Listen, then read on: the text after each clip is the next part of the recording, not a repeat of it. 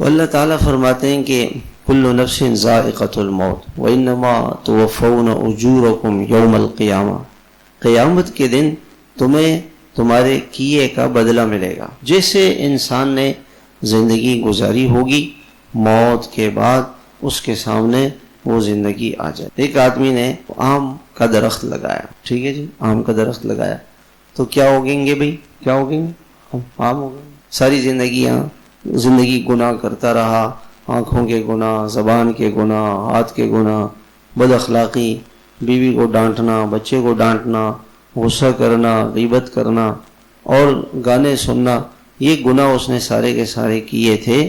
تو موت پہ تو وہی اس کا نتیجہ آ جائے گا، سامنے آئے گا، موت کے وقت اس کا نتیجہ سامنے۔ علامہ ابن حجر نے یہ واقعہ لکھا ہے کہ ایک آدمی تھا، اس کی بہن کا انتقال ہو گیا، تو وہ اپنی بہن کو دفن کرنے کے لیے لے گیا، قبر میں اتارا، اس کے جیب سے کچھ پیسے یا کوئی چیز گر گئی۔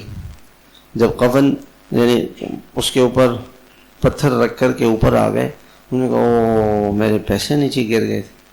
لوگوں نے کہا کہ چھوڑ دو، کہا نہیں وہ لینے میں نے۔ قبر کو جو کھولا، پوری قبر آگ سے بھری ہوئی، پورے جسم پہ آگ لگی، پورے جسم پہ آگ لگی۔ تو اس نے جا کے امی جی سے پوچھا کہ امی جی یہ کیا وجہ تھی کہ اس کے قبر میں آگ کیوں جلی؟